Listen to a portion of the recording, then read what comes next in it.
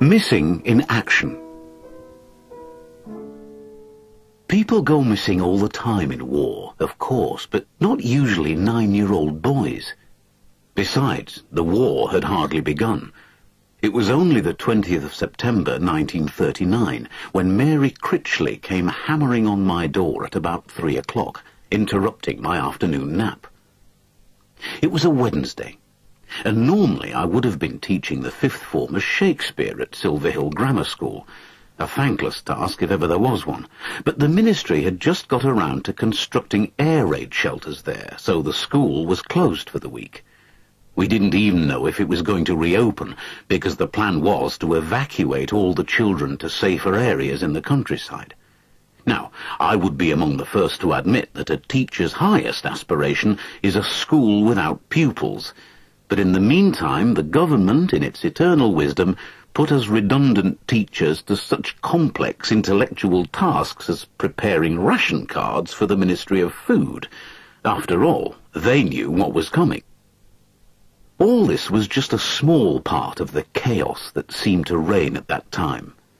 Not the chaos of war, the kind I remembered from the trenches at Ypres in 1917, but the chaos of government bureaucracies trying to organize the country for war. Anyway, I was fortunate enough to become a special constable, which is a rather grandiose title for a sort of part-time dog's body, and that was why Mary Critchley came running to me. That and what little reputation I had for solving people's problems. "Mr. Bascom! Mr. Bascom!" she cried. "It's our Johnny. He's gone missing. You must help." My name is actually Bascom, Frank Bascom, but Mary Critchley has a slight speech impediment, so I forgave her the mispronunciation. Still, with half the city's children running wild in the streets, and the other half standing on crowded station platforms clutching their Mickey Mouse gas masks in little cardboard boxes, ready to be herded into trains bound for such nearby country havens as Greythorpe, Kilsdon and Action, I thought perhaps she was overreacting a tad, and I can't say I welcomed her arrival after only about 20 of my allotted 40 winks. "He's probably out playing with his mates," I told her. "Not my Johnny," she said, wiping the tears from her eyes. "Not since, you know." I knew. Mr. Critchley, Ted to his friends, had been a Royal Navy man since well before the war. He had also been unfortunate enough to serve on the aircraft carrier Courageous, which had been sunk by a German U-boat off the southwest coast of Ireland just 3 days before. Over 500 men had been lost, including Ted Critchley.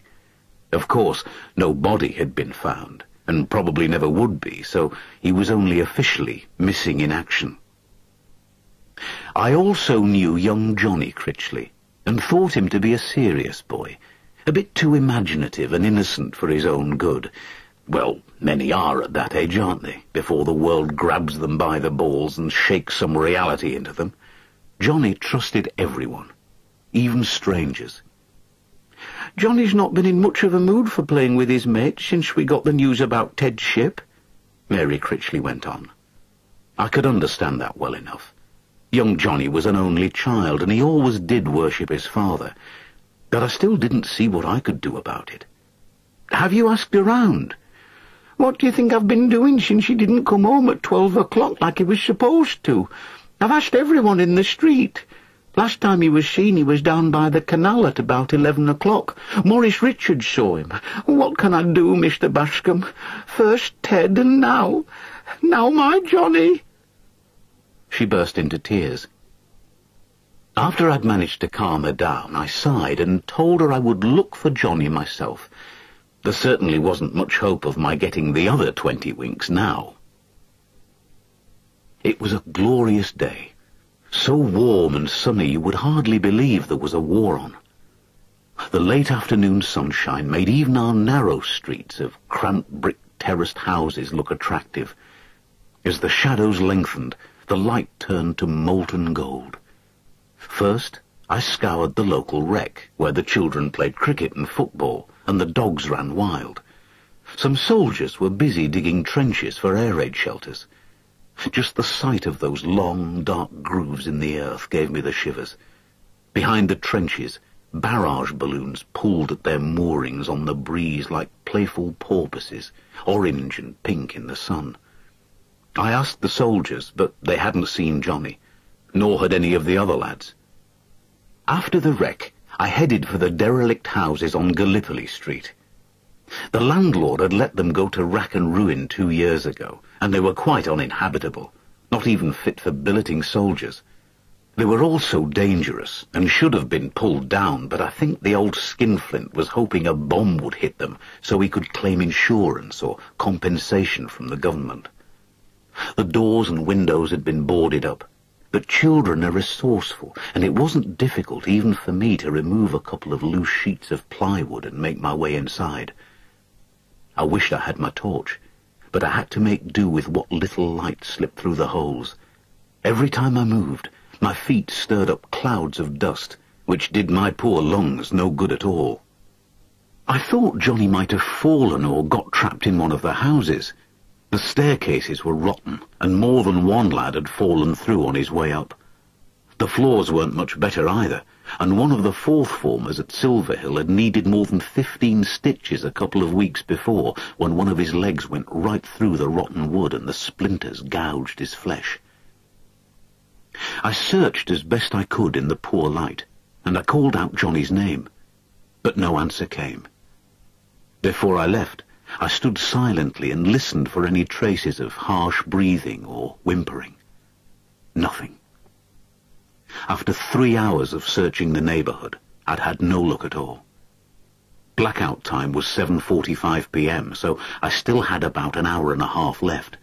But if Johnny wasn't in any of the local children's usual haunts, I was at a loss as to where to look.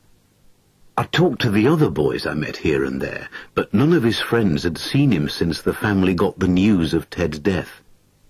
Little Johnny Critchley, it seemed, had vanished into thin air.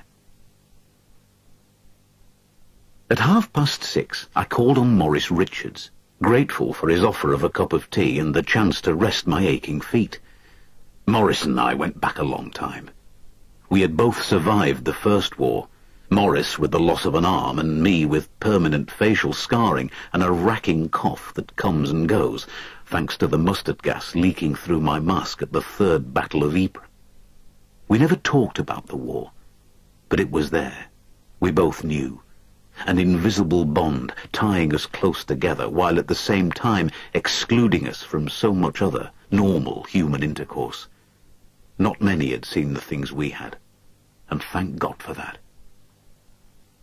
Maurice lit up a passing cloud one-handed, then he poured the tea. The 7 o'clock news came on the radio, some rot about us vowing to keep fighting until we'd vanquished the foe.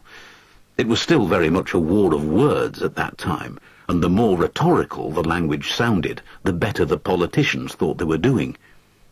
There had been a couple of minor air skirmishes and the sinking of the Courageous, of course, but all the action was taking place in Poland, which seemed as remote as the moon to most people. Some clever buggers had already started calling it the Boer War.